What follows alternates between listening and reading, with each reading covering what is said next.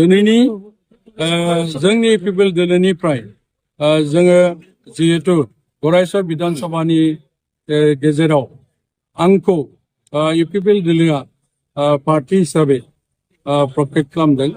आं बेनि थाखायनो जोंनि दोलोनि मानाव गेदेर आफादगिरि आरो बारग' CEM मानगोनां प्रमद सार बिथांनिसिम आंनि गोसो गोरबोनि साबायखर बावहरबाय आरो दिनैनि बे गोथार हाबाफारियाव नमिनेशन दाखिल खालामनाय गोथार हाबाफारियाव जोंनि दोलोनिनो मानाव गेदेर वार्किं प्रेसिडेन्ट लोगोसे राज्य सभानि सांसद मानाव गेदेर रोंगोरा नार्जारी बिथाङाबो नुजाफैदों। बेनि थाखाय आं बिथांनिसिम साबायखर बावदों आरो दिनैनि बे गोथार हाबाफारियाव जोंनि माइनरिटि सेलनि मानाव गेदेर आफादगिरि मानगोनां नजरुल इस्लाम बिथाङाबो नुजाफैदों आरो बे हाबाफारियावनो जोंनि CWC नि नेता मानाव गेदेर मुजिब आली बिथाङाबो नुजाफैदों। बेनि थाखाय बिथांखौ आं साबायखर बावदों आरो दोलोनि गासै स्तरनि माने दैदेनगिरि बिथांमोना जोंनि गेजेराव नुजाफैनायनि थाखाय आंनि गोसो गोरबोनिफ्राय साबायखर बावदों।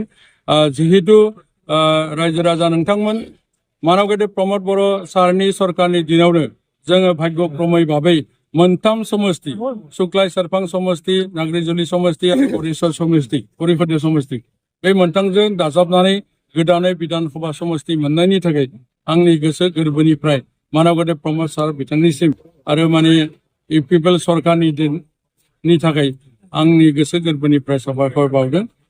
दायो जिहेतु जोङो 2,05,000 जोंनि बे मोनसे समष्टियाव भटारफोर दङ।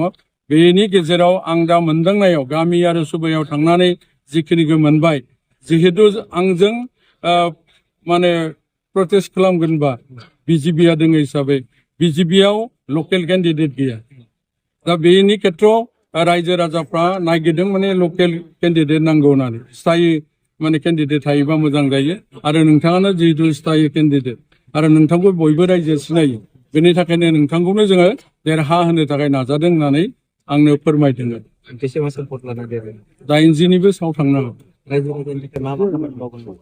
जेरैबायदि माने डिपार्टमेन्ट आसाम गभर्नमेन्टनि सिङाव जिखिनि माने 55टा डिपार्टमेन्ट दङ बेनि बागै जिखिनि मोनथायफोर अधिकारफोर दङ बेखौ आर्टिकेल बेसिसाव जोंनि जितु 26टा जनगोष्ठीनि जिखिनि अभाब अभियोग समानै भाबै जों खामानि मावलांनायनि जितु जोंनि उद्देश्य मिशन आरो भिजन बेनि गेजेरजों जिखिनिखौ मावनांगौ आङो हागौसियाव सरकारनिफ्राय आदाय खालामनो थाखाय नाजागोन। আজি আমাৰ ইউপিপিএল দলৰ ফালৰ পৰা আহি থকা যিটো আমাৰ 9 এপ্ৰিলৰ হ'ব লগা বিধানসভা নিৰ্বাচন, এই নিৰ্বাচনৰ ইউপিপিএল দলৰ পৰা মোক পাৰ্টি হিচাপে প্ৰক্ষেপ কৰিছে। আজি আমি নমিনেশ্যন দাখিল কৰিব আহিছিল।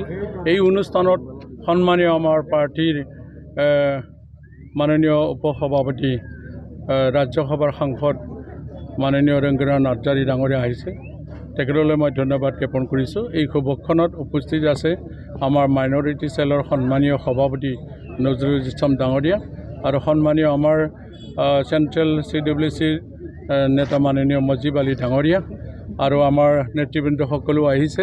তেখেতসকলক প্ৰথমতে মই ধন্যবাদ জ্ঞাপন কৰিছোঁ আৰু মাননীয় আমাৰ দলৰ সভাপতি তথা CEM মাননীয় প্ৰমদ ছাৰলৈ মই ধন্যবাদ জ্ঞাপন কৰিছোঁ আৰু দললৈ মোক মনোনীত কৰাৰ কাৰণে মোৰ তৰফৰ পৰা আন্তৰিক শুভেচ্ছা জ্ঞাপন কৰিছোঁ। মই খুবেই আনন্দ পাইছোঁ যিহেতু মই বিচৰা টিকেটখন মই পাবলৈ সক্ষম হৈছোঁ ইউপিপিএল দলৰ ফালৰ পৰা।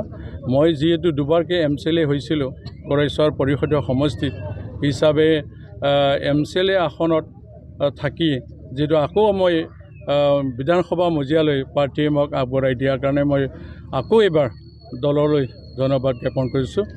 ৰাইজৰ ওচৰত মই আশীৰ্বাদ বিচাৰিছোঁ আজিৰ শুভ দিনত যিহেতু মোৰ নমিনেশ্যন দাখিল কৰা হৈছে, মানে 2,05,000 ভোটাৰৰ লৈ 3খন পৰিষদীয় সমষ্টি লৈ আমাৰ গড়েশ্বৰ সমষ্টি হৈছে বিধানসভা সমষ্টি।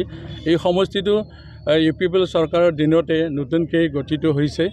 তাৰ কাৰণে চৰকাৰ থকা অৱস্থাত যিটো এটা নতুনকৈ 3টা পৰিষদীয় সমষ্টি গঠন কৰি দিয়াৰ কাৰণে মাননীয় CEM বৰ্তমানৰ ইউপিপিএলৰ সভাপতি মই প্ৰমদ বড়ো ডাঙৰীয়াক ধন্যবাদ জ্ঞাপন কৰিছোঁ। যিহেতু তেখেতৰ আশীৰ্বাদ বুলি ক'ব লাগিব আৰু প্ৰথম মই ইয়াৰ প্ৰতিদ্বন্দ্বিতা কৰাৰ কাৰণে এটা সুযোগ পাইছোঁ আৰু ৰাইজেও মানে লোকেল কেণ্ডিডেট বিচৰা হিচাপে মানে খুবেই মোক আদৰি লৈছে আৰু ইয়াৰ হেতুকে মই ক'ব বিচাৰিছোঁ যাৰ লগত মোৰ মানে যুঁজটো হ'ব মানে বিজেপি দল আছে বিজেপি দলৰ প্ৰতিনিধিজন মানে তামোলপুৰৰে তেখেতে মানে স্থায়ী নহয় তাৰ কাৰণে ৰাইজে স্থায়ীও মানে প্ৰতিনিধি বিচাৰাটো আমি গম পাইছোঁ গাঁও চুবুৰীত গৈ কিনে হিচাপে বৰ্তমানৰ যি মানে ঢৌ এটা আহিছে আমাৰ দলপ্ৰী যি আস্থাটো আমি দেখা পাইছোঁ গাঁৱৰ ৰাইজৰ মাজত